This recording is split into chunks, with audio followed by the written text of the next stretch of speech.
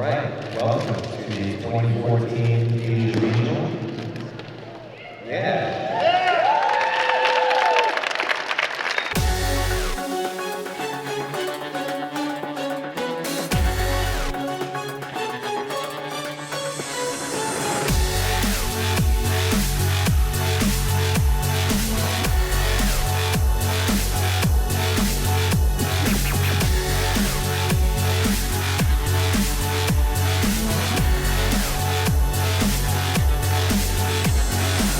Yeah, I mean the Asia Regional is, I don't know how to say it.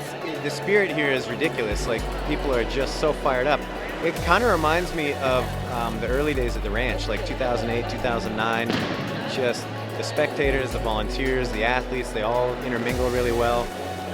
There doesn't seem to be those really big distinctions yet between those categories. It's very community-minded, and it's awesome. Just one spot on the line for the men, the women, and the teams. And we start with the men, where it's a battle between the guy who represented this region at the games last year and a newcomer to the region, and it's currently Mikko Aronpää. Late 2013, I was offered a job as a head coach in United Arab Emirates. So I decided to accept that offer, and then I moved to UAE February 2014. So. Do you think it'll be easier for you to go to the games in this region? Definitely not, because there's only one spot and maybe 5, 6, 7 guys who have like a potential shot of making it. So it's not easier than Europe for sure.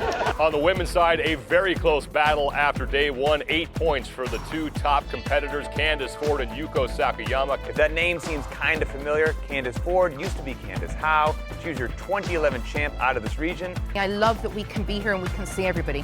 Most of the other regions, you drive 2 hours and you're at your regional. For us, we've flown 9 hours to get here, and everybody else that's here pretty much has flown to get here. So regionals is the one opportunity certainly that we have coming in from Dubai to meet all of the other affiliates, to meet all the other people, and that's never been lost on me, as both as a business owner and as a CrossFitter, the opportunity to be here and to meet everybody. And so that's what it's about. It's not, trying to be at the forefront or trying to be involved in everything. It's just coming out and having a blast and seeing everybody, and forget warming up, let's have a chat. All weekend, Ben's been going, come on, you need to warm up, you need to do something. But I'm just talking to people. Or we could just all fly somewhere and it's all right for you guys. To me, it's like international 9-hour flight. I say go team. Yeah. Next year. We gotta be in the same spot. Yeah, I was gonna say, we're in the same country. Make it happen. Yeah, there's an American school in Dubai. There's a secret base in the middle of the desert in Dubai that nobody knows about. I'll come. Get yourself seconded.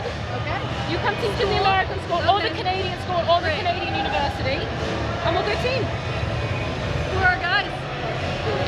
Mikko Aronpää, Tanner Shook, John Brin. Done. The first year, when I was in Korea, my first years, I was an English teacher. Then I took the job with CrossFit Manila after visiting them. They needed a head coach. After my 6-month contract was done there, Sentinel here in Korea brought me back, did a year, and then I took off for the gym in Hong Kong. That didn't work out so well, so then Tanner brought me along to Dubai. I heard HGH was prescribed there. The doctors, they do what they can. Is it true that your doctor is one of your clients? Look at that, he's fanning out. He's ambiguity. I like Asia, and this is where I started. And my father does a lot of business and actually stays with me quite often in Hong Kong. So having the family and having the community and being where I started is the reason I stay. A commercial I did last year here in Korea is still on TV.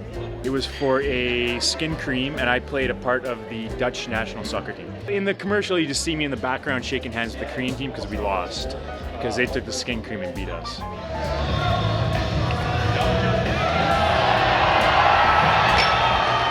My goals are win event 1 and beat Taylor rank. He says he's going to snatch more than you tomorrow. John's been saying that for a long time, and he's yet to do it. My snatch PR is 290 pounds. What is John? John is at 275.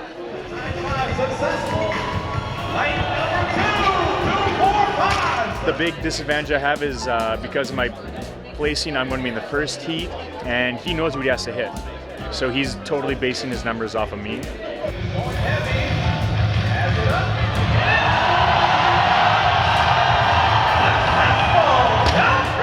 I put up a video of me snatching 235 for the first time, and then Taylor was like, "Oh, that's nice," and he put up a video of snatching 240, and went back and forth like that for about 4 months. The goal is to lift heavy. Overall, if I beat John, I'll be happy.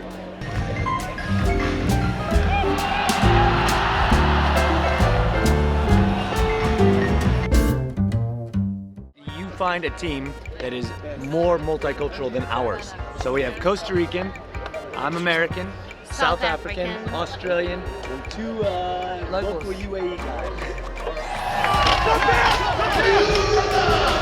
You fought, man. That's what counts. Never give up, man. Headstrong, that's what I like about you. Yes! Yes! Hold it! That's her 1 RM deadlift. How many times did she do that? 30 times, look, 25 times. There was a need for more fitness. We had a lot of people doing boot camps and they wanted to advance more. Actually, I know Joe was one of the original members of the box, so he was there.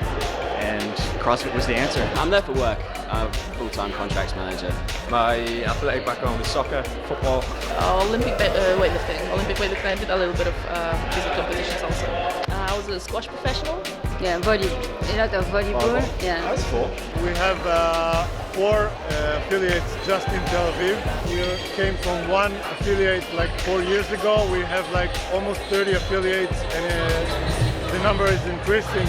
I came to Israel on a program promoting, I guess, like Judaism in a sense, and I did an internship at an art gallery, and I then got into CrossFit and made Aliyah, which is where I became a citizen in Israel. Comparing in Singapore and the other regions, I would say Singapore has one of the smaller expat communities in the gyms.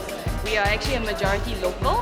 Korea has a really dynamic CrossFit community, so there's a bunch of different army bases, so there's a bunch of military affiliates, and then all of the civilian CrossFit affiliates and the military affiliates all throw down together in the same competition, so the community is actually really tight here in Korea.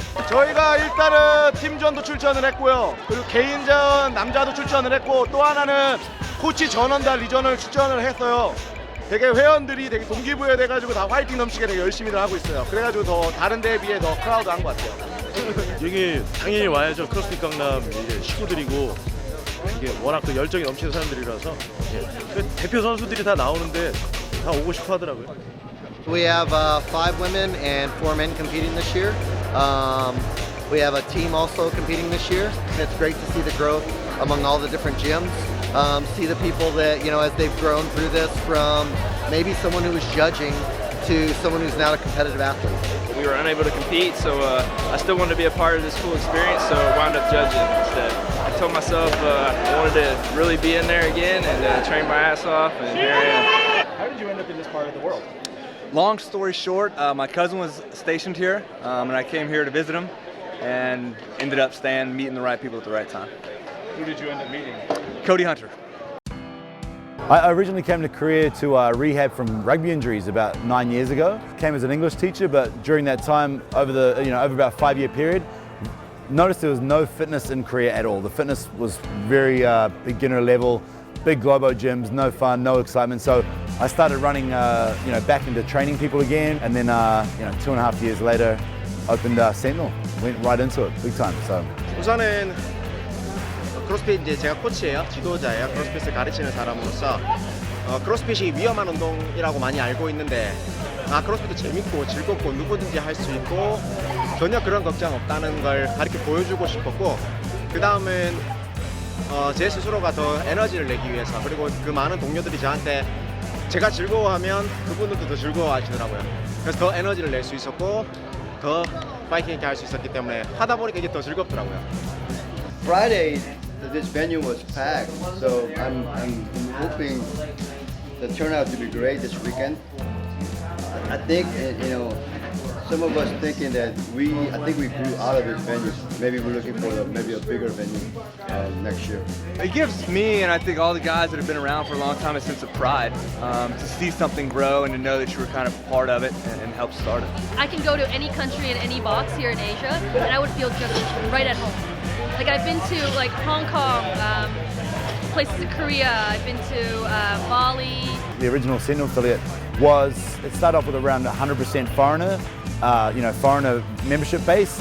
Over months it went about 50-50 where it's kind of stayed. So our second box we opened was 100% Korean, and then every box so on. Out of around 1,500, 1,600 members we have total, a small percentage is foreigner. So Koreans love CrossFit and they join up every day. It's been massive growth.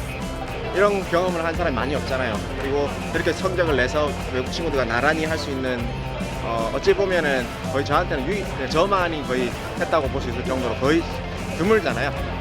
정말 하나의 자부심이고 진짜 평생 갖고 와도 나는 이 정도 했다 이런 자신감, 자부심, 그런 명예죠.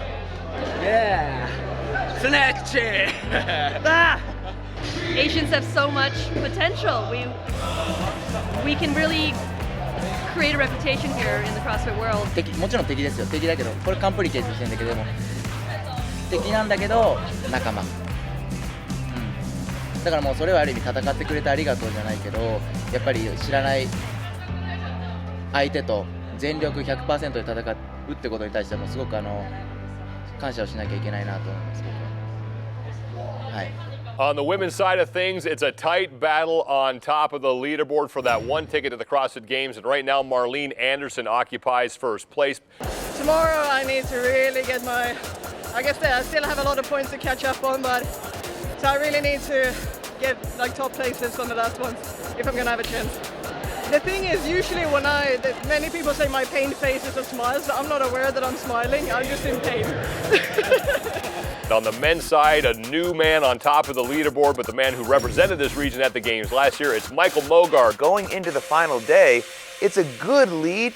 Granted that there's only one person going from this region, but it's not a done deal for Mogard quite yet. Z, he's my 8-month-old. He's doing well right now, but we had a rough go at it. At about when he was 6 months, so a couple months ago, he was diagnosed with bacterial meningitis. And when we started to notice things were going awry, we took him into the hospital. And the disease progressed so quickly that as they were ambulancing him from one hospital to the other hospital for some increased care, the doctor said he died shortly. So he was, the monitor flatlined and he was on the brink of not making it. So that was the toughest thing I've ever been through. That was a hard one. We love sports. I love CrossFit. I love to compete. It's really something special to our family. It's something we like to do together. The kids love going to the box. They know the drill. They do the WODs, and it's a family affair. And it's something that our family rallies around and has really a lot of fun with.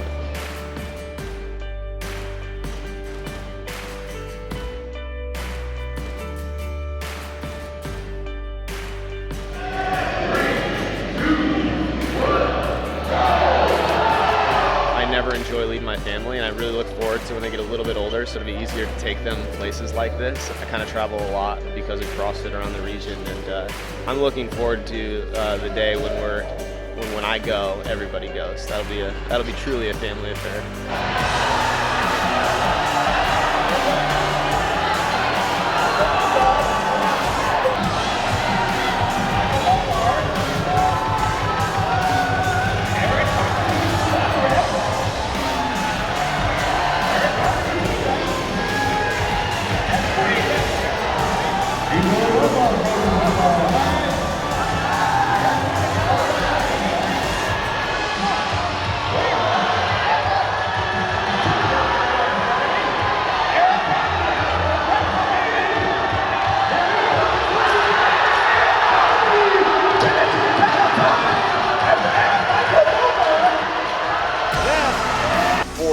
A really close battle there. It's Eric Carmody who will be going to the 2014 Reebok CrossFit Games by virtue of a tiebreak over Phil Hesketh. I'm an emotional guy. I put everything I have into it. I mean, no doubt. I mean, just all the support I've had from Jeff Barnett and Nate Gray. everyone at CrossFit Impulse, Christina, my mom, and my dad. He passed away 11 years ago this year. He set me up as a young child in a gym, my strength training, and he told me, I remember when I was 5 years old, he said, you can do whatever you want as long as you bust your ass and never give up. On the women's side of things, another battle that came down to the final day. It's Marlene Anderson going to the CrossFit Games. She outduels Candice Ford. I thought in the final that I actually possibly lost it because I didn't do at all as well as I've done in practice. I was just, shoulders were exhausted, and I was really scared that, okay, this might be that I'm actually not going. And when Dawn told me that, oh, congratulations, you're first, and I was like, it was such a relief because it's been a long year, and you just get so happy. So I just kept bawling.